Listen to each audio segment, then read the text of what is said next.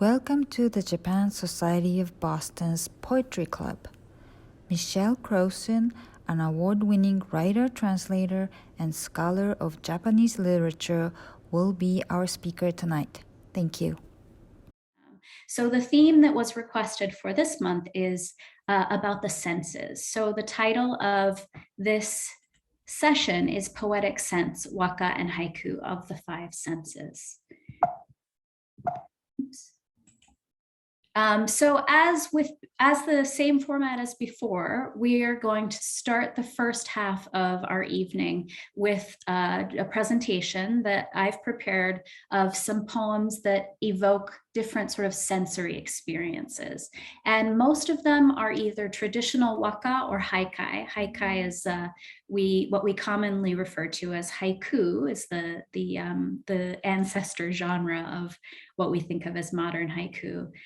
Although today we will also have a modern waka as well. So that's kind of an exciting change of pace, just to note.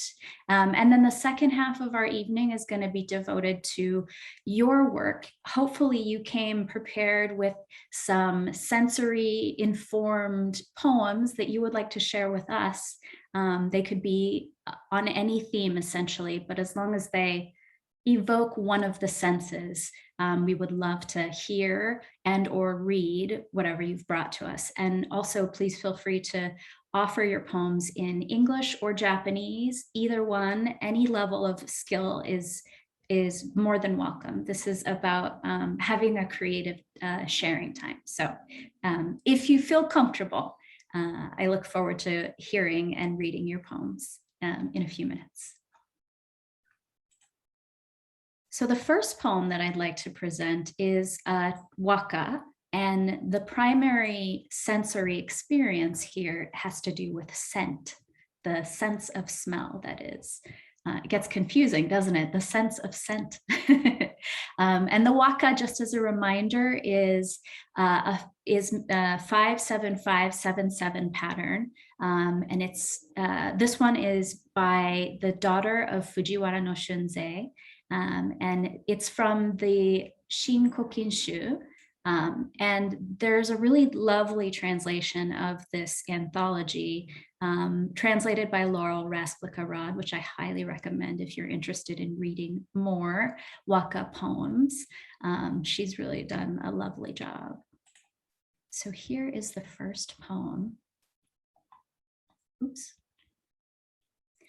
Kaze kayou nezame no sode no hana no ka ni kaoru makura no haru no yo no yume. The wind traverses the sleeves of waking moments, scenting them with blooms whose perfume permeates this dream of a spring night's pillow. What I love about this poem is how it evokes scent and memory all in one, and scent is such a strong sense of evoking our memories anyway. And so this really does a lovely job of that, I think.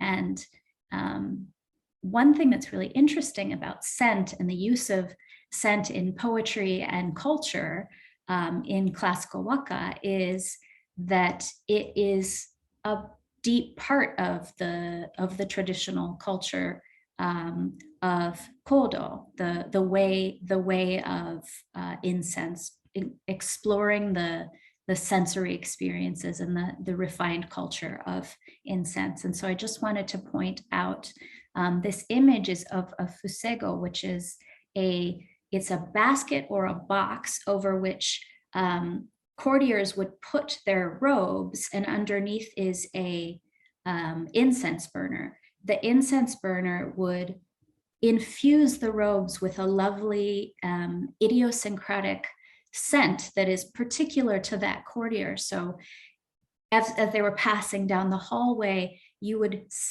smell the scent of that person coming off their sleeves. And so it's a very romantic, or it can be painful passing scent, depending on the state of one's relationship with the passing person.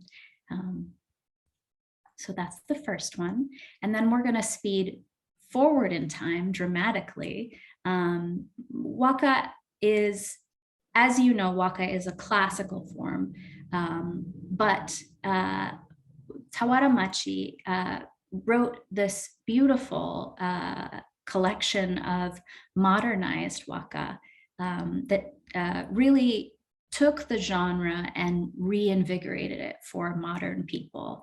And so I thought that it would be really nice if we could incorporate one of those, one of Tawaramachi's poems with a modern take on the Waka into our discussion. So this one is translated by Juliet Winters Carpenter, and it is Sakurambo, skoshi suppai, okujou ni dare yorimo ima aisarete iru. Sweet sour cherries on the rooftop terrace. Right now, I feel more loved than anyone. And this is, incidentally, if you're interested in translation at all, it's really fascinating to read the poems from the collection and then to read, it's kind of hard to find, but this is the sort of English learner's book of Sarada Kinembi, and it has translations of Carpenter's renderings of certain phrases that she offers. And the translations in this are different, they're not word for word. It's not back translating exactly into Japanese what Tawaramachi wrote in Japanese. It's a different wording. So kind of for translation nerds out there, it's really fascinating. But this is a lovely evocation of sense of taste and this particular moment where the flavor of the cherries and the height of the rooftop, these cinematic scopes and this very intimate experience come together, and the speaker feels in that moment just how perfectly loved she is.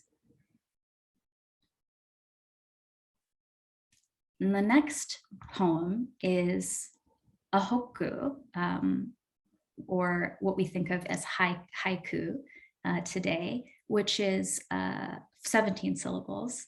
And it has the 5-7-5 format that you'll probably be familiar with. This poem in particular is by the father of the genre, who you may recognize from our last meeting, Matsuo Basho. He's a favorite of mine, so he'll probably come up quite a lot. So his verse is the sense of touch. Asatsuyu ya narete suzushiki uri no tsuchi. Morning dew, rubbing the cool earth off a melon. Now this poem is really a sharp departure from the poems that evoke love and human relationships. Instead, the sensory experience here is really focused on the coolness of the dirt and the coolness of the melon, which the speaker is feeling in the early morning. This is a scene from late summer when there's still heat in the air, but it's morning, so there's a coolness there that will burn off eventually. And the speaker is enjoying the radiating coolness of the melon as he brushes it off. And it's such a lovely way of thinking about summer by contrasting the heat of summer, the heat of late summer, with some cool sensory experience, a cool sense of touch. And then also the complementary sense of the coolness of the air in this particular moment. And the final poem that I selected has an eye for detail. It's the sense of sight, as you might have guessed. And this hokku is by Kagano Chiyo, who is the author that I'm working on translations of currently. And her poem is Hiyori ni wa hara ugokashite Kawasukana. A bright, clear day, and the frogs are all moving their bellies.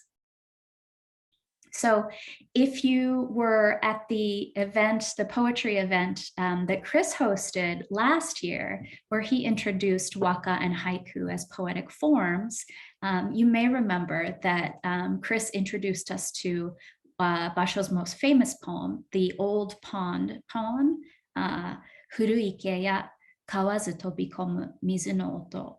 Old pond, a frog jumps in, the sound of water. Now that poem evokes sound in an interesting way because it subverts the Waka tradition of sound being associated with the frogs croaking. Instead of the frogs croaking, it's the movement of the frog going into the water.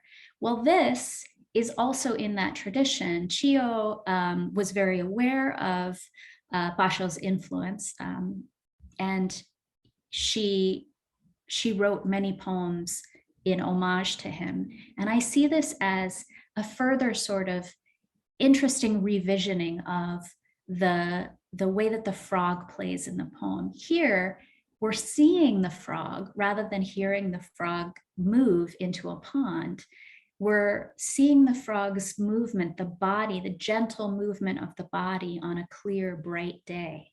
So further taking a traditional association between the frog and the sound of croaking and turning it into a very soft and nuanced vision of looking at the frog and seeing the body's movements.